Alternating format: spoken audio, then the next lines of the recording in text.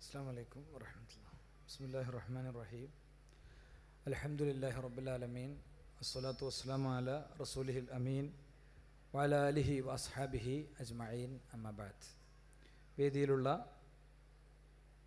Wisdom കൂട്ടായ്മകളുടെ ഭാരവാഹികളെ, എൻ്റെ സംസാരം സദസ്സിലും സാമൂഹ്യ മാധ്യമങ്ങളിലും കേട്ടുകൊണ്ടിരിക്കുന്ന സഹോദരങ്ങളെ, സഹോദരിമാരെ, അമേരിക്കയിലെ ഒരു സ്കൂളിലെ 7ാം ക്ലാസ്സുകാരൻ ഒരു രാത്രി മുഴുവൻ ഇരുന്ന് അവനൊരു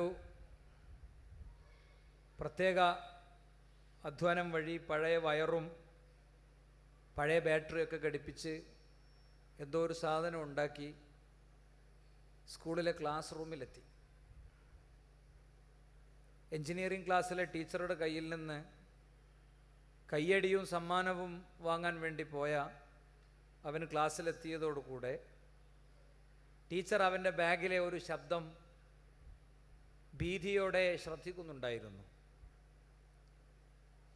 ആ ശബ്ദം ടീച്ചറുടെ കാതിൽ കൂടുതൽ ഉച്ചത്തിൽ ഉയർന്നു കേട്ടു.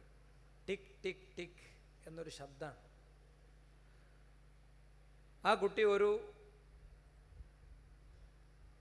മുസ്ലിമായിരുന്നു. അവൻ്റെ പേര് അഹമ്മദ് എന്നായിരുന്നു. അഹമ്മദ് എന്ന കൊച്ചു ബാലൻ പ്രതിനിധാനം ചെയ്യുന്ന വിശ്വാസത്തിൻ്റെ ചിന്തകൾ ഒരു ഭാഗത്തും, ബാഗിൻ്റെ ഉള്ളിൽ നിന്ന് കേട്ട ശബ്ദം മറുഭാഗത്തും, പണ്ടെപ്പോഴോ സ്കൂളിൽ കയറി സഹപാഠികളെ മുഴുവൻ വെടിവെച്ചിട്ട വേറൊരു വിദ്യാർത്ഥിയെക്കുറിച്ച ഓർമ്മകൾ മറുഭാഗത്തു നിന്നപ്പോൾ ടീച്ചർ ആർത്തു നിലവിളിച്ചു. ബോംബുമായി ഒരു കുട്ടി ക്ലാസ് റൂമിൽ വന്നിരിക്കുന്നു എന്നവർ അട്ടഹസിച്ചു.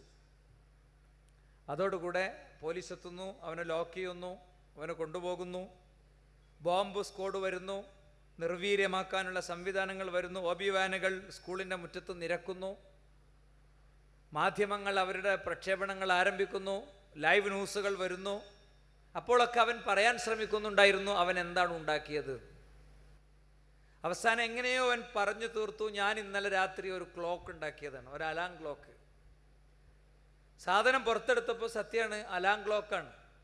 അമേരിക്കയുടെ പ്രസിഡന്റ് തൊട്ടടുത്ത നിമിഷങ്ങളിൽ ട്വീറ്റ് ചെയ്തിട്ട്, ബാറക് ഒബാമയായിരുന്നു അന്നത്തെ അമേരിക്കൻ പ്രസിഡന്റ്, അദ്ദേഹം ട്വീറ്റ് ചെയ്തിട്ട് അവനോട് ക്ഷമ ചോദിച്ചുകൊണ്ട് ലോകത്തോട് അവനെ ഇൻട്രൊഡ്യൂസ് ചെയ്തുകൊണ്ട് പരിചയപ്പെടുത്തിക്കൊണ്ട് പറഞ്ഞു, അമേരിക്കയിലെ 8ാം ക്ലാസ്സിൽ അമേരിക്കയിലെ സ്കൂൾ തലങ്ങളിൽ ഗവേഷകന്മാരും ശാസ്ത്രകാരന്മാരും ജീവിക്കുന്നു എന്നതിൻ്റെ പ്രതീകമാണവൻ. അവൻ തീവ്രവാദത്തിൻ്റെയും ഭീകരവാദത്തിൻ്റെയും ബോംബേറിൻ്റെയും ഒന്നും പ്രതീകമല്ല എന്ന് പറയുന്നൊരു സാഹചര്യമുണ്ടായി. ഞാനിവിടെ എന്നോടും നിങ്ങളോടും നമ്മളെല്ലാവരോടും ചോദിക്കാൻ ആഗ്രഹിക്കുന്ന ചോദ്യം, അവൻ്റെ ബാഗിൻ്റെ ഉള്ളിലെ ടിക് ടിക് ശബ്ദം ആ ടീച്ചർക്ക് എങ്ങനെ ബോംബിൻ്റെ ശബ്ദമായി ഫീൽ ചെയ്തു എന്ന ചോദ്യത്തിൻ്റെ ഉത്തരത്തിൽ കുറ്റവാളിയായി മാറുന്നതും പ്രതിസ്ഥാനത്ത് നിൽക്കുന്നതും ആ ടീച്ചറല്ല, മറിച്ച് ഇസ്ലാം എന്ന മതത്തെ 24 മണിക്കൂറും മീഡിയകൾ വഴി വളരെ സ്ക്രിപ്റ്റ് ചെയ്ത, വളരെ എഴുതി തയ്യാറാക്കിയ അജണ്ടകൾ വഴി ഓരോ വ്യക്തിയുടെയും തലച്ചോറിൽ ഇസ്ലാമിൻ്റെ ചിഹ്നങ്ങളും ഇസ്ലാമിൻ്റെ പ്രതീകങ്ങളും ഇസ്ലാമിൻ്റെ ശബ്ദങ്ങളും ജനം എങ്ങനെ ചിന്തിക്കണം എന്നത് വളരെ വ്യവസ്ഥാപിതമായി ക്രമീകരിച്ചു വെക്കുന്നവരുടെ കുബുദ്ധിയിൽ നിന്നാണ് ആ ടീച്ചർ ചിന്തിക്കുന്നത്. എൻ്റെ തലമുടി കണ്ടിട്ട് ആർക്കും പേടി തോന്നുന്നില്ല. എൻ്റെ താടിരോമങ്ങൾ കാണുമ്പോൾ എല്ലാവർക്കും പേടി തോന്നുകയാണ്. എൻ്റെ താടിരോമങ്ങൾ ഒരു QR കോഡായി മാറുന്ന, എന്താ QR കോഡ്? കുറേ കള്ളിയും ചതുരൊക്കെ ഉണ്ടാകും. മൊബൈൽ ക്യാമറ അതിലേക്കാണ് പിടിച്ചാൽ ഏത് വെബ്സൈറ്റിലേക്കാണോ അങ്ങോട്ടാണ് എത്തും. ഒരിക്കലും സെർച്ച് എഞ്ചിനിൽ പോയി ടൈപ്പ് ചെയ്തിട്ടൊന്നും വേണ്ട, ഇതാണ് QR കോഡ് എന്ന് പറയുന്നത് പോലെ മുസ്ലിമിൻ്റെ താടി കാണുമ്പോൾ, അവൻ്റെ വേഷം കാണുമ്പോൾ, അവൻ്റെ ഭാഷ, അവൻ്റെ ശൈലി, അവൻ്റെ പ്രാർത്ഥനകൾ, അവൻ്റെ മന്ത്രങ്ങൾ, അവൻ്റെ ആരാധനാലയങ്ങളിൽ നിന്നുയരുന്ന ശബ്ദങ്ങൾ എല്ലാം തീവ്രവാദത്തിൻ്റെയും ഭീകരവാദത്തെയും പ്രതിനിധാനം ചെയ്യുന്ന ശബ്ദങ്ങളായി മാറുന്നത്, കാഴ്ചകളായി മാറുന്നത് ഇതിൻ്റെ പിന്നിൽ നടക്കുന്ന ശക്തമായ വർക്കാണ്.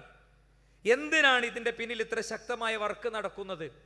ബില്യൺ കണക്കിന് ഡോളർ ചെലവഴിച്ചുകൊണ്ട് പരസ്യങ്ങൾ നിർമ്മിച്ചും ഇതിനു വേണ്ടി മാത്രം ചാനലുകൾ സൃഷ്ടിച്ചും എന്തുകൊണ്ട് ഇത് ഇത്ര ശക്തമായി നടക്കുന്നു എന്ന ചോദ്യത്തിൻ്റെ ഉത്തരം നമ്മൾ കണ്ടെത്തുമ്പോഴാണ് ഇസ്ലാം വിമർശനങ്ങൾക്ക് ഇനിയും ദീർഘകാലം ആയുസ്സുണ്ട് എന്ന് നമുക്ക് മനസ്സിലാവുക.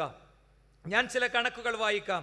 മ്യൂസിക് ഇൻഡസ്ട്രി, മ്യൂസിക് ഉപകരണങ്ങളും ഉപകരണ സംഗീതത്തിൻ്റെ എന്നും വരുന്ന ആൽബങ്ങളും അടങ്ങുന്നതിൻ്റെ വിൽപ്പനയുടെ കണക്ക് അമേരിക്കയിൽ മാത്രം ഒരു വർഷത്തിൽ $15 ബില്യൺ.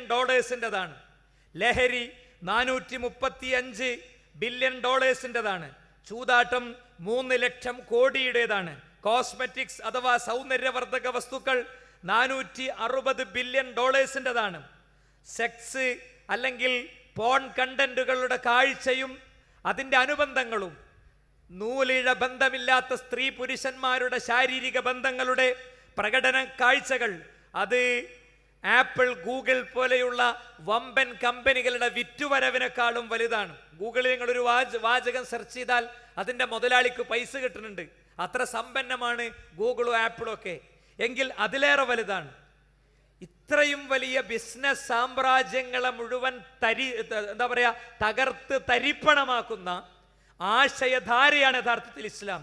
മ്യൂസിക്കുമായി കോംപ്രമൈസ് ഇല്ലാത്ത, ലഹരിയുമായി കോംപ്രമൈസ് ഇല്ലാത്ത, ചൂതാട്ടവുമായി കോംപ്രമൈസ് ഇല്ലാത്ത, സൗന്ദര്യവർദ്ധക വസ്തുക്കൾ കൊണ്ട് പെണ്ണുടലിനെ രൂപപ്പെടുത്തി ആണിന്റെ ആസ്വാദനങ്ങളുടെ ഉപഭോഗ വസ്തുവായി പെണ്ണിനെ നിശ്ചയിക്കുന്നതിനെ, പോൺ കണ്ടന്റുകളിലേക്ക് കണ്ണു പായിച്ച് സ്വന്തം ബെഡ്റൂമിനെയും കുടുംബജീവിതത്തെയും മലീമസമാക്കുന്ന, സ്വന്തം ഹൃദയത്തെ അശുദ്ധമാക്കുന്ന കാഴ്ചകൾക്കു നേരെ വരികൾ കൊണ്ട്, വാചകങ്ങൾ കൊണ്ട്, ആദർശങ്ങൾ കൊണ്ട് അതിശക്തമായി പ്രതികരിച്ച ഇസ്ലാം മാർക്കറ്റിനെ സംബന്ധിച്ചിടത്തോളം, കോർപ്പറേറ്റുകളെ സംബന്ധിച്ചിടത്തോളം അത്ര ഇഷ്ടമുള്ള ഒന്നല്ല. അതോടൊപ്പം ഒന്നുകൂടി ചേർത്ത് വായിക്കണം. എന്തെല്ലാം പ്രതിരോധങ്ങൾ ഇസ്ലാം ലോകത്ത് നേരിടുമ്പോഴും കഴിഞ്ഞ 1000 വർഷത്തെ ചരിത്രമെടുത്താൽ ഒരു വർഷത്തിലെങ്കിലും ഇസ്ലാമിന്റെ വളർച്ചാ നിരക്ക് പിന്നോട്ട് പോയിട്ടില്ല. 2017 കണക്കുകൾ മാത്രം, സെൻസസ് അമേരിക്കയിലെ ഏജൻസികൾ പുറത്തുവിട്ട കണക്ക് മാത്രം എടുത്താൽ, ഈ കണക്ക് ഞാൻ ഉദ്ധരിച്ച അതേ അമേരിക്ക, ഈ കണക്ക് ഞാൻ ഉദ്ധരിച്ച അതേ അമേരിക്ക, ആ അമേരിക്കയിലെ ഇസ്ലാമിന്റെ വളർച്ചാ നിരക്ക് 73%. തൊട്ടു മുമ്പത്തെ വർഷത്തെക്കാളും 73% വളർച്ചാ നിരക്ക്. അതിൽ തന്നെ 65% സ്ത്രീകളാണ്. ഒരൊറ്റ സ്ത്രീ പർദ്ദ ധരിച്ചാൽ, ഒരൊറ്റ സ്ത്രീ ഹിജാബ് ധരിച്ചാൽ മാർക്കറ്റിനുണ്ടാകുന്ന നഷ്ടം കണക്ക് കൂട്ടുമ്പോൾ നിങ്ങൾ ആലോചിച്ച് നോക്കൂ.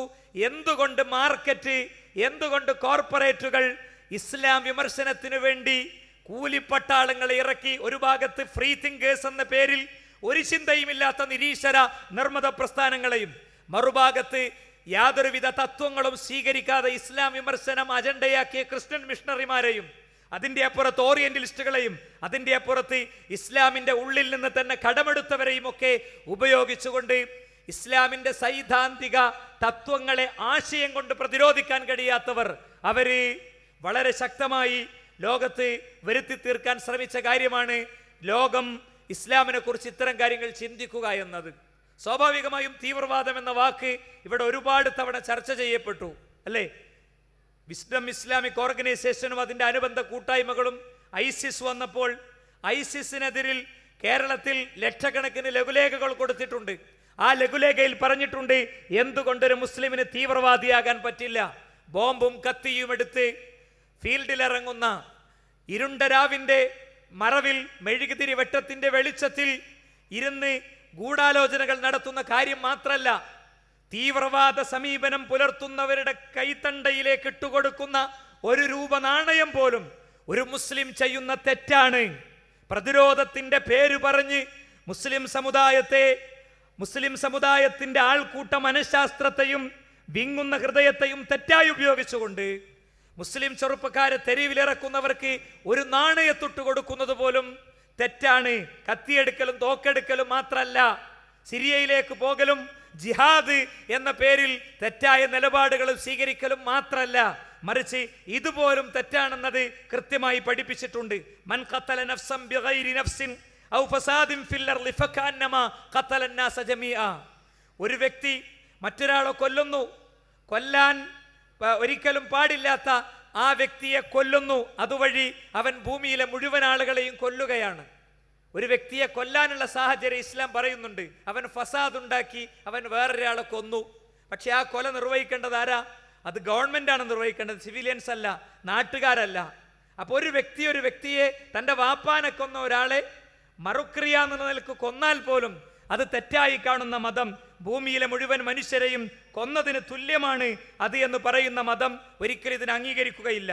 തീവ്രക്കെതിരിൽ ഹലക്കൽ മുത്തനത്യവും തീവ്രവാദികൾ നശിച്ചിരിക്കുന്നു എന്ന് പറഞ്ഞൊരു മതം ഒരിക്കലും ഈ തത്വത്തെ സ്വീകരിക്കുകയില്ല. യുദ്ധഭൂമിയിൽ പോലും വഖാതിലു ഫീ സബീലില്ലാഹി അല്ലദീന യുഖാതിലൂനകും വലാ തഅതദു ഇന്നല്ലാഹ യുഹിബ്ബുൽ മുഅ്തദീൻ. സൂറത്തുൽ ബഖറ ഖുർആൻ പറഞ്ഞു, നിങ്ങളുമായി യുദ്ധത്തിലേർപ്പെടുന്നവരോട് യുദ്ധത്തിലേർപ്പെടേണ്ടുന്ന ഘട്ടം വരുമ്പോൾ നിങ്ങൾക്ക് യുദ്ധത്തിലേർപ്പെടാം. പക്ഷേ ശത്രുവല്ലേ, നമ്മളെ തകർക്കാൻ വന്നവരല്ലേ എന്ന് വിചാരിച്ച് അവർക്കെതിരിൽ അതിക്രമം കാണിച്ചുകൂടാ. ചുട്ടുകൊല്ലുക, വെട്ടിനുറുക്കുക, ശരീരം വികൃതമാക്കുക, ഇതൊന്നുമില്ല. കുട്ടികളെ കൊല്ലുക, മഠാധിപതികളെ പോയി ആക്രമിക്കുക, പ്രാർത്ഥനാ മഠങ്ങളിൽ പ്രാർത്ഥിക്കുന്നവരെ അവിടെ കയറി അറ്റാക്ക് ചെയ്യുക, അവരുടെ സമ്പൽ വ്യവസ്ഥിതിയെ, അവരുടെ കൃഷിയെ, അവരുടെ അത്തരം കാര്യങ്ങളെ ദ്രോഹിക്കുക, ഇതൊന്നും പാടില്ല എന്ന തത്വം യുണൈറ്റഡ് നാഷണൽ ഓർഗനൈസേഷൻ അതിന്റെ വാർ ചാർട്ടർ പറയും മുമ്പ് ലോകത്തോട് പ്രസംഗിച്ച മഹാനായ പ്രവാചകൻ നിരക്ഷരനായിരുന്നു. സ്വന്തം പേര് പോലും എഴുതാനറിയാത്ത, ജനിച്ചതനാഥനായിട്ട് ആട്ടിടനായി ജീവിക്കേണ്ടി വന്ന, 6-ാം വയസ്സിൽ മാതാവിനെ നഷ്ടപ്പെട്ടു പോയ നിരക്ഷരനായ പ്രവാചകൻ ഈ യുദ്ധ നിയമങ്ങൾ പഠിപ്പിച്ചു കൊടുത്തത് ലോകത്തിന്റെ സ്രഷ്ടാവാണ്, മനുഷ്യന്റെ സ്രഷ്ടാവാണ്, സർവ്വതിന്റെയും സ്രഷ്ടാവാണ്. ജീവികളോട് കാരുണ്യം കാണിക്കേണ്ടതിന്റെ മഹത്വത്തെക്കുറിച്ച് പറഞ്ഞു.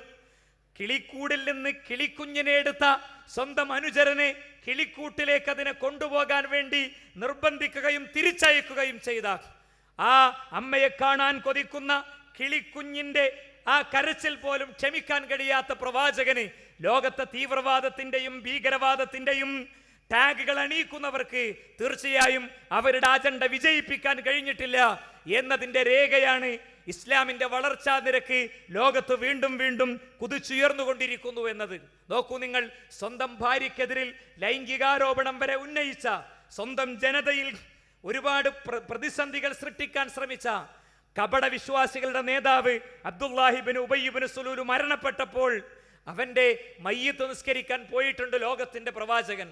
തന്റെ ഭാര്യയും തന്നെയും 1 മാസം വീട്ടിൽ നിന്ന് മാറ്റി പാർപ്പിക്കാൻ കാരണമായ കുപ്രചാരണം നടത്തിയ സത്യവിശ്വാസിനികളുടെ ഉമ്മ, ഒരു തെറ്റ് ചിന്തിക്കുക പോലും ചെയ്യാത്ത ആയിഷ ബീവിക്കെതിരിൽ കുപ്രചാരണം നടത്തിയ അവന്റെ മയ്യത്തിന്റെ അരികിൽ വന്ന് മഹാനായ പ്രവാചകൻ സല്ലല്ലാഹു അലൈഹി വസല്ലം തങ്ങൾ നിൽക്കുമ്പോൾ ഉമർ റളിയല്ലാഹു അൻഹു ചോദിക്കുന്നുണ്ട്, നബിയെ, ഇവന്റെ ജനാസയാണോ അങ്ങ് നിസ്കരിക്കുന്നത്? അവന് വേണ്ടി 70 വട്ടം ഞാൻ നിസ്കരിച്ചിട്ട് രക്ഷപ്പെടുകയാണെങ്കിൽ രക്ഷപ്പെട്ടോട്ടോ ഉമറേ എന്നാണ്. ഈ വിശാല മനസ്സ് ശത്രുവിനോട് കാണിച്ച പ്രവാചകൻ ഒരിക്കലും ഈ അർത്ഥത്തിൽ നമുക്ക് കണക്കാക്കാൻ പറ്റില്ല. പിന്നെ ഇവിടെ തീവ്രവാദത്തിന്റെ പേരിൽ നടക്കുന്ന നടപടിക്രമങ്ങൾ എന്താ? സഞ്ചരിക്കുന്ന വിമാനങ്ങൾ റാഞ്ചുക, ആൾക്കൂട്ടത്തിൽ പോയി ബോംബ് പൊട്ടിക്കുക, ഇതിന്റെയൊക്കെ പിതൃത്വ ആർക്കാം? മദീനയിലെ ശാന്തമായ അന്തരീക്ഷത്തിൽ, ആത്മീയ അന്തരീക്ഷത്തിൽ ബൗദ്ധികമായ ഒരു സമൂഹത്തെ വളർത്തുകയും അവരെ ലോകത്തിന്റെ മുഴുവൻ ദിക്കുകളിലേക്കും സഞ്ചരിപ്പിക്കുകയും യൂറോപ്യൻ മീൻ പിടിക്കാൻ മാത്രം, തവള പിടിക്കാൻ മാത്രം പഠിച്ച പ്രായത്തിൽ അവനെ കടലോരങ്ങളിൽ നിന്ന് തിരിച്ചു വിളിച്ച് സ്റ്റെതസ്കോപ്പിന്റെയും ബൈനോക്കുലറിന്റെയും മുന്നിൽ നിർത്തുകയും ആകാശത്തെ അത്ഭുത കാഴ്ചകളെയും ആഴിയിലെ മഹാ സിദ്ധാന്തങ്ങളെയും അവനെ കൊണ്ട് പഠിപ്പിക്കുകയും ചെയ്ത അറേബ്യൻ സമൂഹത്തിൽ നിന്നാണോ ഇത് വന്നത്?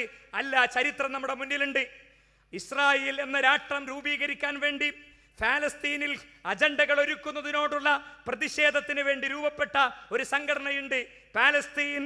പാലസ്തീനിന്റെ വിമോചനത്തിന് വേണ്ടി popular front for the liberation of Palestine എന്ന ഒരു ഓർഗനൈസേഷൻ ഉണ്ടായിരുന്നു. 2008 ജനുവരി 28 തിങ്കളാഴ്ച ടൈംസ് മാഗസിൻ പുറത്തുവിട്ട ചില വാർത്തകളുണ്ട്. ജോർജ് ഹബാഷ് എന്ന് പറയുന്ന ഈ ഫലസ്തീൻ വികാരം ഉള്ളിലേറ്റി നടക്കുന്ന ജൂത സമൂഹത്തോട് പ്രതിരോധം തീർക്കുന്ന ഒരു വ്യക്തി, അദ്ദേഹത്തിന്റെ നേതൃത്വത്തിലായിരുന്നു റോമിൽ നിന്ന് ഇസ്രായേലിലെ എയർപോർട്ടിലേക്ക് പുറപ്പെട്ട ഇസ്രായേലിന്റെ ഫ്ലൈറ്റ് 968 ഇവർ പിടികൂടുകയും ആ പിടികൂടി എയറിൽ സഞ്ചരിച്ചു കൊണ്ടിരിക്കുന്ന ഫ്ലൈറ്റ് പിടികൂടി അവരുടെ ആവശ്യങ്ങൾ ഉന്നയിച്ചു. എന്താ? നിങ്ങളുടെ പണി നിർത്തി പോകണമെന്ന് വയർലെസ് സന്ദേശങ്ങൾ വഴി അവർ ധാരണ കൊടുത്തു. അങ്ങനെ ഞെട്ടിച്ചു. അത് ഫലപ്രദമാണെന്ന് അവർക്ക് മനസ്സിലായി. കാരണം സിവിലിയൻസിന്റെ, സാധാ പൗരന്മാരുടെ സുരക്ഷിതത്വം ഉറപ്പുവരുത്താൻ സാധിക്കാത്ത സർക്കാരുകൾ പരാജയമാണെന്ന പ്രതിപക്ഷ ശബ്ദങ്ങൾ ഉയരുമ്പോൾ ഓരോ തെരുവിൽ നിന്നും ഉയരുന്ന ശബ്ദങ്ങൾ ഇലക്ട്രോണിക് വോട്ടിംഗ് മെഷീനുകൾക്ക് മുന്നിൽ തങ്ങൾക്കെതിരായി മാറുമെന്ന അങ്ങേയറ്റത്തെ ബോധത്തിൽ നിന്ന് ഇത് അവരെ എക്യുപ്മെന്റ്സ് ഉള്ള, ആയുധമുള്ള, സജ്ജമായ സൈന്യമുള്ള ഒരു വിഭാഗത്തോട് നല്ല റൂട്ട് ഇതാണെന്ന് അവർ മനസ്സിലാക്കി. അമേരിക്കയാകട്ടെ, യൂറോപ്യൻ രാജ്യങ്ങളാകട്ടെ, അവർ എക്യുപ്ഡാണ്, അവരെടുത്ത് ആയുധമുണ്ട്. അവരോട് ആയുധം കൊണ്ട് ആയുധവുമായി പോരാടാൻ പോയാൽ ഒന്നും നടക്കൂല. ഞെട്ടിക്കലാണ് നല്ലതെന്ന് മനസ്സിലാക്കി. ഇതിന്റെ തുടർച്ചയാണ് 1970 അന്തരീക്ഷത്തിൽ 4 ഡയറക്ഷനിൽ പോകുന്ന 4 ഫ്ലൈറ്റുകൾ റാഞ്ചിയെടുക്കുകയും ആ 4 ഫ്ലൈറ്റുകളെ ഒരേ സമയത്ത് പിടികൂടി എന്താ പറയാ, അമേരിക്ക അടങ്ങുന്ന രാജ്യങ്ങൾക്ക് ഇവര് കൃത്യമായ രീതിയിലുള്ള മെസ്സേജ് കൊടുക്കുകയും ചെയ്തു. പിൽക്കാലത്ത് അഫ്ഗാനിസ്ഥാനിലും ഫലസ്തീനിലുമൊക്കെ പ്രതിസന്ധി സൃഷ്ടിച്ച് അവിടുത്തെ എണ്ണധാതു ലവണങ്ങൾ ലക്ഷ്യം വെച്ചു വന്ന ആളുകളെ പ്രതിരോധിക്കാനുള്ള നല്ല രീതി ഇതാണ് എന്ന് മനസ്സിലാക്കിയ, ഇസ്ലാമിന്റെ യാതൊരുവിധ ബാക്ക്ഗ്രൗണ്ടും അവകാശപ്പെടാൻ കഴിയാത്ത അറബ് പശ്ചാത്തലമുള്ളവർ എന്താ ഇവര് പരീക്ഷിച്ച ആ പരീക്ഷണങ്ങളെ നടപ്പിലാക്കിയെന്ന് മാത്രമേ ഉള്ളൂ. ഒരിക്കലും ഇതിന്റെ പിതൃത്വം ഇസ്ലാമിക സമൂഹത്തിലേക്ക് എത്തുകയില്ല. ഇനി നോക്കൂ നിങ്ങൾ, ഇസ്ലാമിക സമൂഹത്തിന്റെ പേരിൽ അറിയപ്പെട്ട ചില പോരാട്ടങ്ങളുണ്ട്, അല്ലെങ്കിൽ ചില അറ്റാക്കുകളുണ്ട്. നീസ് ട്രാക്ക് ആക്രമണം.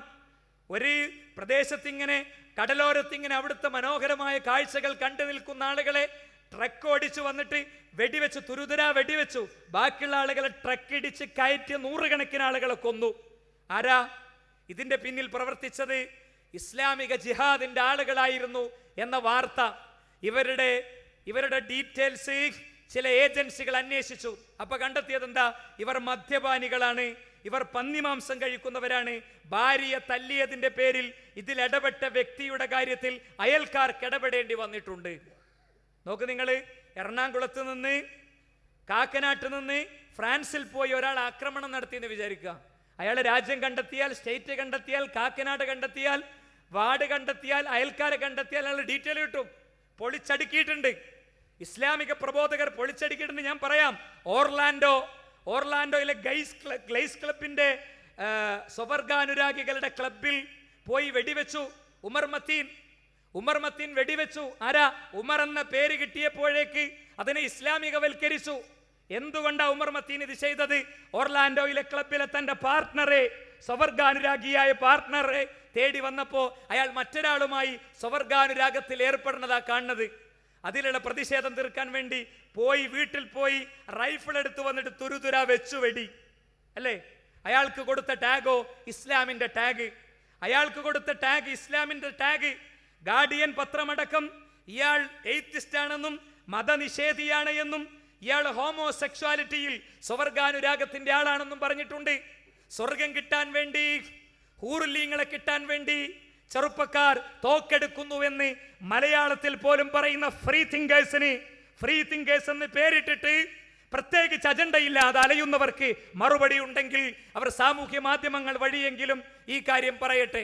നോക്കൂ നിങ്ങൾ, ഇവിടെ വിഷയം വളരെ കൃത്യമാണ്. പാരീസിലെ ആക്രമണം, പാരീസിലെ പത്രാഫീസ് ആക്രമണം. ആരാ? സലാം സഹോദരങ്ങൾ ബാർ വിറ്റ് ആ തുക അക്കൗണ്ടിൽ ഇട്ടിട്ടാ പോന്ന്. ബാർ വിൽക്കുന്ന ജിഹാദി ഉണ്ടാകോ? ഇങ്ങനെ നമ്മൾ ഏതെടുത്താലും, ലോകത്ത് ഏത് അറ്റാക്ക് നടന്നാലും അവിടുത്തെ മൊത്തം സാധനം ഇടിഞ്ഞു പൊളിഞ്ഞില്ലാതാകും. പക്ഷേ പാസ്പോർട്ട് മാത്രം ബാക്കിയാകും. പാസ്പോർട്ടിന്റെ ഫുൾ പേജ് ഇല്ല, അഡ്രസ്സിന്റെ പേജ് മാത്രം. അവിടെ ഉണ്ടാകും എന്തെങ്കിലും ഒരു മുഹമ്മദ് ഇസ്മായിൽ ഖുദ്ദൂസിന്നോ എന്തെങ്കിലും ഒരു പേരുണ്ടാവും. പിന്നെ അതിൻ്റെ പേരിൽ ഈ വിഷയം ടാഗ് ചെയ്യലാണ്. ഇതിൻ്റെ അർത്ഥം ഇസ്ലാമിക സമൂഹത്തിലെ ഒരാളും തീവ്രവാദത്തിലേക്ക് പോയിട്ടില്ല എന്നൊന്നുമല്ല. ഉണ്ട്. അയാൾ പോകുന്നതോടുകൂടെ അയാൾ മുസ്ലിം അല്ലാതെയായി മാറുന്നു, അല്ലെങ്കിൽ ഇസ്ലാമിൻ്റെ പേരിൽ അറിയപ്പെടാനുള്ള യോഗ്യത നഷ്ടപ്പെടുന്നു. ഞാൻ പറയാം, എങ്ങനെയാണ് ഒരു മുസ്ലിമിനെ തീവ്രവാദിയാക്കുക? എങ്ങനെയാണ് ആക്കുക എന്ന് ചോദിച്ചാൽ, ഇപ്പൊ ഫൈസൽ മരണപ്പെട്ടു, അള്ളാഹു അദ്ദേഹത്തിന്റെ ഖബർ വിശാലമാക്കി കൊടുക്കുമാറാകട്ടെ. ഇസ്ലാം സ്വീകരിച്ചതിന്റെ പേരില്ല. ഫൈസൽ മരണപ്പെട്ട വാർത്ത ഇവിടുത്തെ മുത്തശ്ശി പത്രങ്ങൾ കൊടുത്തത് എങ്ങനെ? ഫൈസൽ മരണപ്പെട്ട വാർത്ത ഇവിടുത്തെ മുത്തശ്ശി പത്രങ്ങൾ കൊടുത്തത് വഴിയിൽ മരിച്ചു കിടക്കുന്നു എന്നാണ്. വഴിയിൽ മരിച്ചു കിടക്കുന്നു എന്നാണ് ന്യൂസ് റിപ്പോർട്ടിങ്ങിന്റെ സിസ്റ്റം. അത് 1. 2, രണ്ടെന്താണെന്നറിയോ? ഏറ്റവും വലിയ കടുത്ത അനീതികൾ, ഗോണ്ടാനാമോയിലെ തടവറയിൽ ചെറുപ്പക്കാരുടെ ലൈംഗികാവയവങ്ങൾ പരിശീലിക്കപ്പെട്ട പട്ടികൾ കടിച്ചെടുക്കുന്ന വീഡിയോ, ലീക്ക്ഡ് വീഡിയോ. ആരാണ് ലോകത്തെ ഏറ്റവും സെക്യൂരിറ്റിയുള്ള ഈ ഗോണ്ടാനാമോയിലെ തടവറയിലെ CCTV ദൃശ്യങ്ങൾ ഇങ്ങനെ ലീക്കാക്കിയത്? ലീക്കാക്കാൻ ആർക്കാണോ ചാർജ് കൊടുത്തത് അയാൾ. എന്തിന്? അത് കാണുമ്പോൾ ഒരു മുസ്ലിമിൻ്റെ ഉള്ളിലുണ്ടാകുന്ന വികാരമുണ്ട്, ഇവിടെ ഇങ്ങനെ പെണ്ണുങ്ങളെയും കുട്ടികളെയും നോക്കി നിന്നാലൊന്നും പോരാ, ഇതൊക്കെ നിരത്തണം. അതിൻ്റെ അടിയിലുണ്ടാകും ഫോർ മോർ വീഡിയോസ്. ചെല്ലുമ്പോൾ ഇഷ്ടം പോലെ ഇതേപോലത്തെ വീഡിയോസ് ഉണ്ടാകും. അതിൻ്റെ അപ്പുറത്തുണ്ടാകും ഇസ്ലാമിലെ ജിഹാദി ടേമുകളെ ദുർവ്യാഖ്യാനം ചെയ്യുന്ന ആയത്തും കാര്യമൊക്കെ. ഇസ്ലാമിനെ കുറിച്ച് അധികം പഠിക്കാത്തവരോ അടുത്ത കാലത്ത് മാത്രം ഇസ്ലാം സ്വീകരിച്ചവരോ ഒക്കെ ആയ ആളുകൾ ഈ വചനങ്ങളെ, അതിൻ്റെ സാഹചര്യങ്ങളെ, സന്ദർഭങ്ങളെ മനസ്സിലാക്കാതെ അവർ പെട്ടെന്ന് വിസയും ടിക്കറ്റ് എടുത്തിട്ട് പൊങ്ങാണ്. മനസ്സിലായില്ലേ? അപ്പോൾ എന്തു വേണം? ഇസ്ലാമിൻ്റെ ശത്രുവിനെ ഇടയ്ക്കിടയ്ക്ക് തീവ്രവാദം ഉണ്ടാകണം. ഞാൻ പറയാം ചില കൃത്യമായ കണക്കുകൾ. FBI, അമേരിക്കയുടെ രഹസ്യാന്വേഷണ ഏജൻസിയാണ്. അതിനെ സംബന്ധിച്ച് ഡോക്ടറേറ്റ് തിസിസ് ചെയ്ത ട്രെവർ അറൺസൺ എന്ന് പറയുന്ന വ്യക്തിയുടെ സ്പീച്ച് ടെഡ് സ്പീച്ചിലുണ്ട്. എന്താ ടെഡ് സ്പീച്ച്? യൂട്യൂബിൽ മില്യൺ കണക്കിന് ആളുകൾ കാണുന്ന ഒരു പ്രത്യേക സംവിധാനം ടെഡ് സ്പീച്ച്. ചില വിഷയങ്ങളിൽ യോഗ്യത തെളിയിച്ച ആളുകളെ പ്രഭാഷണത്തിന് കൊണ്ടുവരും. ഒരുപാട് ആളുകൾ ഇങ്ങനെ ഇരുന്ന് കാണും. ലോകം മുഴുവൻ ആ ടെഡ് സ്പീച്ചിന് വേണ്ടി വെയിറ്റ് ചെയ്യും. അതെങ്ങനെ സ്റ്റേജിലൂടെ നടന്നിട്ട് കണക്കുകൾ ഉദ്ധരിച്ചുകൊണ്ട് പറയുന്നുണ്ട്. എന്ത്? ലോകത്ത് അൽ ഖായിദയും അതുപോലെ തന്നെ താലിബാനും ഐസിസും ഒക്കെ കൊന്നൊടുക്കിയതിൻ്റെ എത്രയോ ഇരട്ടി, അല്ലെങ്കിൽ അറ്റാക്ക് ചെയ്യാൻ ഉപയോഗിച്ച എമൗണ്ടിൻ്റെ എത്രയോ ഇരട്ടി FBI സ്പോൺസേഡ് അറ്റാക്കുകൾ ഉണ്ടായിട്ടുണ്ട്. എന്തിന്? അമേരിക്കയുടെ സാമ്പത്തിക വരുമാനത്തിൻ്റെ ഒരു പ്രധാന ഭാഗം ആയുധ നിർമ്മാണമാണ്. ആയുധ നിർമ്മാണം നടക്കണമെങ്കിൽ, ആയുധം വിറ്റുപോകണമെങ്കിൽ ഹോംലാൻഡ് സെക്യൂരിറ്റി, മാതൃരാജ്യത്തിൻ്റെ സെക്യൂരിറ്റിയെക്കുറിച്ച അമിതമായ ആശങ്ക ഓരോ രാഷ്ട്രങ്ങൾക്കും ഉണ്ടാകണം. അപ്പോഴേ അവരായുധം വാങ്ങുകയുള്ളൂ. അപ്പോഴേ അമേരിക്കയിലെ മന്ത്രിമാർക്കും അമേരിക്കയിലെ വ്യവസായികൾക്കും എയർ കണ്ടീഷൻ ചെയ്ത റൂമിൽ ഉറങ്ങാൻ പറ്റുള്ളൂ. ലോകത്തെ തെരുവിൽ പൊട്ടിക്കൊണ്ടിരിക്കുന്ന ബോംബ് സൃഷ്ടിക്കുന്ന അസ്വസ്ഥതയിൽ നിന്ന് ഓരോ രാഷ്ട്രവും വാങ്ങിക്കൂട്ടുന്ന ആയുധങ്ങളുടെ ഓഹരിയിൽ നിന്ന് വേണം അമേരിക്കൻ പാർലമെന്റിലെ കത്തുന്ന കരണ്ടിന്റെ, അമേരിക്കയിലെ ഓരോ വീട്ടിലേക്കും എത്തുന്ന ചോറിന്റെ ചെലവിലെ ഓഹരി കൊടുക്കാൻ. അതാണ് ഇവിടുത്തെ പ്രശ്നം. അപ്പൊ അവരെന്ത് ചെയ്യുന്നറിയോ? ഫേക്ക് അറ്റാക്കുകൾ ഉണ്ടാക്കിക്കൊണ്ടിരിക്കും. മറ്റൊന്ന്, പ്രതിയോഗിയെ ബോധപൂർവം സൃഷ്ടിക്കും. മുന്നിൽ ആള് വേണം ബോംബിടാനോ അറ്റാക്ക് ഇടാനൊക്കെ. ഇവിടെ ഈ സെമിനാർ നടക്കുന്നതിനിടയ്ക്ക് ബോധപൂർവം സാമൂഹ്യ മാധ്യമങ്ങളിൽ ചില സുഹൃത്തുക്കളുടെ ടെക്സ്റ്റ് ഉണ്ട്. RSSനെ നേരിടാൻ റൂമുകളിൽ ഇരുന്നുള്ള നിങ്ങളുടെ ഉപദേശങ്ങൾ കൊണ്ടൊന്നും സാധിക്കുകയില്ല ബായി. അതിനെൻ്റെ സുഹൃത്ത് തിരിച്ചൊരു കമന്റ് ഇട്ടു, പിന്നെ എന്താണ് ബായി വഴി അല്ലേ? എന്താ RSSന് വേണ്ടതെന്താ? തീവ്രവാദം പ്രൊമോട്ട് ചെയ്യുന്ന ആളുകൾക്കൊക്കെ വേണ്ടതെന്താ? അവർക്ക് എതിർ പോസ്റ്റിൽ കളിക്കാൻ ആളെ വേണം. അതിനവർ ബോധപൂർവം ആളുണ്ടാക്കും. അതിന് മുസ്ലിങ്ങൾ അരക്ഷിതാവസ്ഥയിലാണെന്ന അമിതബോധം കൊടുക്കുകയും മുസ്ലിം ചെറുപ്പക്കാരുടെ ബ്ലഡിൽ ചൂട് കയറ്റുകയും ചെയ്യും. ബോംബെ കലാപത്തിലെ പ്രതി എന്ന പേര് ചേർക്കപ്പെട്ട് ടൈഗർ സഹോദരങ്ങളിൽ ഒരു സഹോദരനെ തൂക്കിലേറ്റിയതിൻ്റെ അടുത്ത ദിവസങ്ങളിൽ ടൈഗർ സഹോദരനെ പാകിസ്ഥാനിൽ നിന്ന് ഇന്ത്യയുടെ ആർമി തന്നെ, ഇന്ത്യയുടെ ഇൻവെസ്റ്റിഗേഷൻ ഏജൻസി തന്നെ മാപ്പ് സാക്ഷിയാക്കി കൊണ്ടുവന്ന് അയാൾ പറഞ്ഞ കാര്യങ്ങൾ രണ്ടാമതും പുറത്തു വന്നു. എൻ്റെ സഹോദരൻ ടൈഗറിൽ ഇത് പ്രതിയാണെന്നും, എൻ്റെ സഹോദരൻ ടൈഗർ ഇതിൽ പ്രതിയാണെന്നും ഞാൻ അറിഞ്ഞ നിമിഷം ഞാൻ പോരുകയായിരുന്നു എന്നൊക്കെ പറഞ്ഞ ഭാഗങ്ങൾ. എന്നിട്ടോ അയാളെ പെട്ടെന്നൊരു ദിവസം തൂക്കിലേറ്റി. രാജ്യത്തെ വളരെ പ്രഗത്ഭരായ നിയമജ്ഞന്മാർ അദ്ദേഹത്തിന് വേണ്ടി രംഗത്ത് വന്നിരുന്നു. ആ രാത്രിയിൽ അദ്ദേഹം ശരിയോ തെറ്റോ എന്നത് പറയാനല്ല ഞാനിത് പറയുന്നത്, മറിച്ച് അടുത്ത ദിവസത്തെ വാർത്തകളിൽ അദ്ദേഹത്തിൻ്റെ മകളുടെ ഡയലോഗ് വന്നു. എന്താ? എൻ്റെ മൂത്താപ്പ ചെയ്ത തെറ്റിന് പ്രതികാരം ചെയ്യാനാണ് എൻ്റെ ഉപ്പയെ കൊന്നതെങ്കിൽ ഞാൻ രാജ്യത്തിന് വേണ്ടി അഭിമാനിക്കുന്നു, എനിക്ക് കുഴപ്പമില്ല. പക്ഷേ എൻ്റെ ഉപ്പ പ്രതിയാണെന്ന നിലക്കാണ് കൊന്നതെങ്കിൽ അത് മാപ്പില്ലാത്ത തെറ്റാണെന്ന് കരഞ്ഞു പറയുന്ന പെൺകുട്ടിയുടെ ഡയലോഗ് ഓരോ വീട്ടിലെയും പത്രത്തിലെത്തുന്നത് എന്തിനാണ്? ഓരോ ചെറുപ്പക്കാരൻ്റെയും രക്തത്തിൽ ചൂട് കയറ്റാൻ. ഇവിടെ രാജ്യ അരക്ഷിതാവസ്ഥയിലാണ്. അതുകൊണ്ട് ഇനി ഇതുകൊണ്ടൊന്നും കാര്യമില്ല എന്ന് വരുത്തി തീർക്കാൻ നമുക്കിനിയും വിശ്വസിക്കാം. ഈ രാജ്യം ഒരിക്കലും ഫാസിസത്തെ ദഹിപ്പിക്കുന്ന ഒരു വയർ ഇതിനില്ല. ഈ രാജ്യത്തിനൊരിക്കലും ഫാസിസത്തോട് കോംപ്രമൈസ് ആകുന്ന ഒരു മനസ്സില്ല. നിങ്ങൾ പറയുന്നു ഇവിടെ കിട്ടിയ 33% വോട്ടിനെ കുറിച്ച്, മോദിക്ക് കിട്ടിയ 33% വോട്ടിനെ കുറിച്ച് നിങ്ങൾക്ക് പറയാനൊക്കുമോ? വോട്ടിംഗ് മെഷീനിൽ പോയി നക്കിയ ഓരോരുത്തരും ബാബരി മസ്ജിദിന്റെ താഴികക്കുടങ്ങൾ തകർക്കപ്പെടേണ്ടതായിരുന്നു എന്ന് വിശ്വസിച്ചവരായിരുന്നു ആ 33% എന്ന് നിങ്ങൾക്ക് പറയാനൊക്കുമോ? നിങ്ങൾക്ക് പറയാനൊക്കുമോ? അഖ്ലാഖ് എന്ന വയോവൃദ്ധനെ വീട്ടിൽ കയറി പട്ടിക കഷ്ണങ്ങൾ കൊണ്ട് തല്ലിയതിനെ സപ്പോർട്ട് ചെയ്തവരാണ് ആ 33% എന്ന് നിങ്ങൾക്ക് പറയാനൊക്കുമോ? കാശ്മീർ പെൺകുട്ടിയെ ക്രൂരമായി കൊലപാതകം നടത്തിയപ്പോൾ ആർത്ത് കരയാനുള്ള സ്വാതന്ത്ര്യം പോലും നിഷേധിക്കപ്പെട്ട ആ പിഞ്ചോമനയെ അങ്ങനെ ചെയ്ത ഹിന്ദുത്വ അജണ്ടയെ സപ്പോർട്ട് ചെയ്തവരാണ് ആ 33% എന്ന്, ആ 33% മോദിക്ക് വോട്ട് കൊടുത്തവരെന്ന് നിങ്ങൾ വിശ്വസിക്കുന്നുണ്ടോ? നിങ്ങൾ വിചാരിക്കുന്നുണ്ടോ? ക്യാമ്പസിൽ ഹോസ്റ്റൽ മുറിയിൽ വായിച്ചു കൊണ്ടിരിക്കുന്ന നജീബിനെ പിടിച്ചുകൊണ്ടുപോയി എങ്ങോട്ടോ എത്തിച്ചു. Where is Najeeb? നജീബ് കിധർ ഹേ? നജീബ് എവിടെ എന്ന ചോദ്യത്തിന്, ഉമ്മയുടെ ചോദ്യത്തിന് രാജ്യത്തിന് മറുപടി പറയാൻ പറ്റിയിട്ടില്ല. നജീബിനെ എവിടെയോ കൊണ്ടുപോയി ഇല്ലായ്മ ചെയ്തവരെ സപ്പോർട്ട് ചെയ്തവരാണ് രാജ്യത്തെ മഹാഭൂരിപക്ഷമെന്ന് നിങ്ങൾ വിചാരിക്കുന്നുണ്ടോ? നിങ്ങൾ വിചാരിക്കുന്നുണ്ടോ വെമുലക്ക് മരണക്കുരു കൊരുക്കിയവരാണ്, മരണക്കുരു കൊരുക്കിയവർ അവരെ സപ്പോർട്ട് ചെയ്യുന്നവരാണ് ഈ 33% എന്ന്? ഇല്ല, 1000 വട്ടം ഉച്ചയിസ്തരം ഞാൻ പറയും. ഒരു ദിവസം മുഴുവൻ അധ്വാനിച്ചാൽ 100 രൂപ പോലും കൂലി കിട്ടാത്ത ഉത്തരേന്ത്യയിലെ മനുഷ്യർ കേൾക്കാണ്, മോദിജി വന്നാൽ അദ്ദേഹം അച്ചാദിൻ തരും, 15 ലക്ഷം രൂപ അക്കൗണ്ടിലേക്ക് വരും. ഇത് വിചാരിച്ചവർ വോട്ട് കുത്തി ചിലർ. വേറെ ചിലർ ഭരണരംഗത്തുണ്ടായ 5, 10, 20, 100 കണ്ടെയ്നറുകളിൽ നിറച്ചാൽ തീരാത്തത്ര രൂപ ചിലർ മോഷ്ടിച്ചുവെന്ന വാർത്തകൾ പുറത്തു വന്നപ്പോൾ അഴിമതിക്കെതിരിൽ വോട്ട് ചെയ്തു. വേറെ ചിലർ ഒരു മാറ്റമാകട്ടെ എന്ന് കരുതി. അവരൊക്കെ പശ്ചാത്തപിച്ചതിന്റെ പ്രതികരണമാണ് എന്താ? ഞാനില്ല ഈ തിന്മകളിൽ എന്ന നിലയ്ക്ക് ഓരോ തെരുവുകളിലും നിന്ന് സംസാരിച്ചവർ, ഇവിടെ ഒരു ഘട്ടത്തിൽ സംസാരിക്കേണ്ടിയിരുന്നവർ സംസാരിക്കാതിരുന്നപ്പോൾ, വെറും 8 മാസം കൊണ്ട് 24ഓളം ആളുകൾ കൊല ചെയ്യപ്പെട്ടപ്പോൾ, ചിലർ സംസാരിക്കാതിരുന്നപ്പോൾ, വേറെ ചിലർ സംസാരിച്ചതിന്റെ നേരെ ഇതുപോലത്തെ മെഗാ പിക്സൽ കപ്പാസിറ്റിയുള്ള ക്യാമറകൾ തിരിയാതിരുന്നപ്പോൾ, റോഡ് സൈഡുകളിൽ വണ്ടി കാത്തു നിൽക്കുന്ന ഇവിടുത്തെ ഭൂരിപക്ഷം സമുദായത്തിൽപ്പെട്ടവർ അവർ ടാഗ് ലൈൻ ഇട്ടു, ആളുകളെ തല്ലിക്കൊല്ലുന്ന ഈ രീതിയിൽ ഞങ്ങളില്ലെന്ന്. ഇവിടുത്തെ കർഷകർ രംഗത്ത് വന്നു. അതിന്റെ പ്രതിഫലനങ്ങളാണ് രാജ്യത്ത് കണ്ടുകൊണ്ടിരിക്കുന്നത്.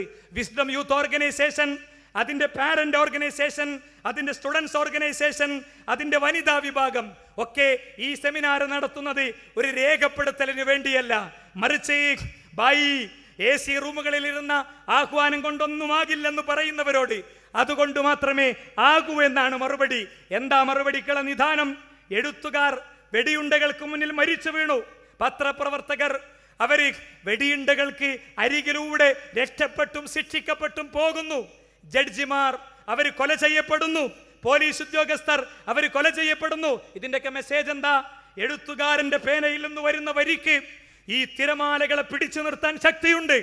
എഴുത്തുകാരന്റെ വരിയിൽ നിന്ന് വരുന്ന വാചകങ്ങൾക്ക് കൊടുങ്കാറ്റുകൾ കണകെട്ടാൻ ശക്തിയുണ്ട്. അതിവർക്കറിയാം. ബോധവൽക്കരണങ്ങളെയാണ് ഇവർ പേടിക്കുന്നത്. തീർന്നില്ല. നിങ്ങൾ കേൾക്കുക. എന്തുകൊണ്ട് ജഡ്ജി പേടിക്കുന്നു? എന്തുകൊണ്ട് ജഡ്ജിയെ കൊല്ലുന്നു?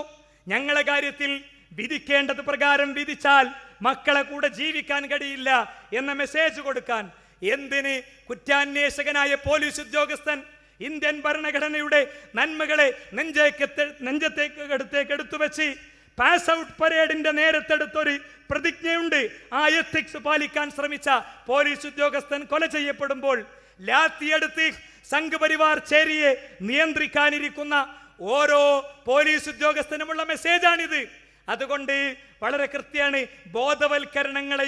ബോധവൽക്കരണങ്ങൾ സൃഷ്ടിക്കുന്ന പ്രതികരണങ്ങളെയും തന്നെയാണ് സംഘപരിവാർ ശക്തി പേടിക്കുന്നത്. അതാണ് ഇന്ത്യയിലെ 5 സ്റ്റേറ്റുകളിൽ കണ്ടത്. അതാണ് വരും ദിനങ്ങളിൽ കാണേണ്ടത്. അത് ശബരിമല പ്രശ്നം കൊണ്ടോ വേറെ ഏതെങ്കിലും വിഷയം കൊണ്ടോ ഇളക്കാൻ കഴിയുന്ന ബ്ലഡ് അല്ല ഞങ്ങളുടെ ബ്ലഡ്. 1000 പള്ളികൾ തകർക്കപ്പെട്ടാലും, ഒരു ക്ഷേത്രാങ്കണത്തിന്റെ ചുറ്റുമതിലിന്റെ കല്ല് പോലും കല്ല് പോലും ഇളക്കാൻ മതം മുസ്ലിങ്ങളെ നിങ്ങൾക്ക് അനുവാദം തരുന്നില്ല എന്ന് എഴുതിയ ലഘുലേഖയും കൊണ്ടാണ് ഞങ്ങൾ പറവൂരിൽ വന്നത്. പറവൂരിൽ വന്ന് തല്ലി കിട്ടിയ ജ്യേഷ്ഠ സുഹൃത്ത് ഇവിടെ ഇരിക്കുന്നുണ്ട്. ഒരു തവണ ഹൃദയം അറ്റാക്ക് ചെയ്യപ്പെട്ട അല്ലെങ്കിൽ കേടുപാടുകൾ സംഭവിച്ച അദ്ദേഹത്തിന്റെ നേരെ ആക്രമണം നടത്തിയപ്പോഴും ഞങ്ങൾ ഒരിക്കൽ പോലും തിരിച്ച് ഒരു തവണ പോലും കയ്യോങ്ങിയിട്ടില്ല. അത് കൈകൾക്ക് ശക്തിയില്ലാഞ്ഞിട്ടല്ല, നിങ്ങളുടെ നേരെ കയ്യോങ്ങലല്ല, നിങ്ങളെ മുഴുവൻ മാധ്യമ വിചാരണക്കും ജനകീയ കോടതിക്കും വിട്ടുകൊടുക്കാൻ അൽഹംദുലില്ലാഹി റബ്ബിൽ ആലമീൻ അന്ന് ഞങ്ങൾക്ക് കഴിഞ്ഞിട്ടുണ്ട്. നിങ്ങൾ മീഡിയ റൂമുകളിൽ ഇരുന്ന് വിയർത്തിട്ടുണ്ട്, AC റൂമുകളിൽ നിന്ന് വിയർത്തിട്ടുണ്ട്. ഈ ഒരു രീതി മുസ്ലിങ്ങൾ മൊത്തം സ്വീകരിച്ചിട്ടുണ്ട്. റിയാസ് മൗലവിയുടെ വധത്തിന്റെ തുടർച്ചയും ഫൈസലിന്റെ വധത്തിന്റെ തുടർച്ചയും ഒക്കെ നൽകുന്ന മെസ്സേജ് അത് തന്നെയാണ്. എഴുതിയവനെ ഇസ്ലാമിനെതിരിൽ എഴുതിയവന്റെ കൈവെട്ടുന്നതിന് പകരം എഴുതിയവന്റെ മുന്നിൽ ചോദ്യശരങ്ങൾ ഉന്നയിച്ചുകൊണ്ട് തിരുത്തിയതാണ് ചരിത്രം. അതാണ് അമേരിക്കയിൽ മുസ്ലിങ്ങൾ ചെയ്തത്. വേൾഡ് ട്രേഡ് സെന്റർ ആക്രമണത്തിന്റെ തുടർച്ചയായി ആയിരക്കണക്കിന് വെബ്സൈറ്റുകൾ ഉണ്ടാക്കി. അതിന്റെ റിസൾട്ടാണ് അമേരിക്കൻ പോപ്പുലേഷനിലെ ഇസ്ലാമിക സമൂഹത്തിന്റെ ഇന്നത്തെ വളർച്ചാ നിരക്ക്.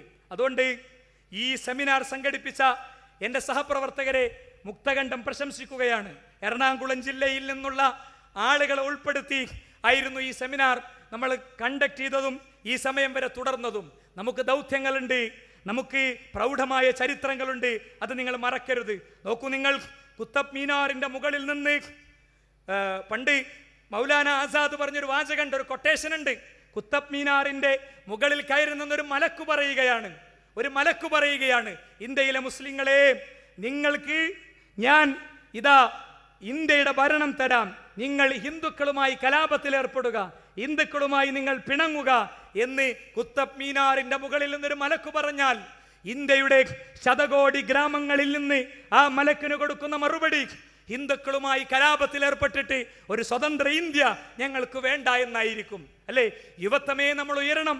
മൗലാന മുഹമ്മദ് അലിയുടെയും മൗലാന ഷൗക്കത്ത് അലിയുടെയും അവരെ പെറ്റുപോറ്റി വളർത്തിയ മാതാവിൻ്റെയും ധീരചരിത്രങ്ങളുടെ അവകാശികൾ നമ്മളാണ്. അവര് സാമൂഹ്യ മാധ്യമങ്ങളിൽ നമ്മൾ സമയം ചെലവഴിക്കുന്നത് പോലെ ചെലവഴിക്കുകയല്ല ചെയ്തത്. ബ്രിട്ടീഷുകാരന്റെ ബൂട്ട്സിന്റെ അടിയിൽ അമർന്ന ഈ രാജ്യത്തിന്റെ സ്വാതന്ത്ര്യത്തിന് വേണ്ടി പോരാട്ടങ്ങളിലേക്ക് അവർ എടുത്തു ചാടി. ഒരു ദിവസം ഉമ്മാന്റെ കയ്യിൽ രാജ്യം ഭരിക്കുന്ന ഭരണകൂടം കൊടുത്ത ഓഫർ ലെറ്റർ കൊടുത്തു. ഓഫർ ലെറ്ററിൽ എന്താ? മൗലാന മുഹമ്മദ് അലിക്കും സഹോദരനുമുള്ള ജോലി ഓഫറാണ്.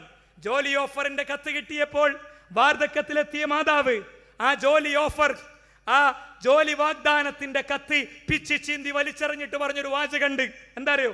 ഇവന്റെ നക്കാപ്പിച്ച സ്വീകരിച്ച് ഇവന് പാദസേവ ചെയ്യാൻ നീ പോവുകയാണെങ്കിൽ മോനെ, നിന്നെ വളർത്തിയ കൈകൾ കൊണ്ട് ഞാൻ നിന്നെ നെക്കിക്കൊല്ലും.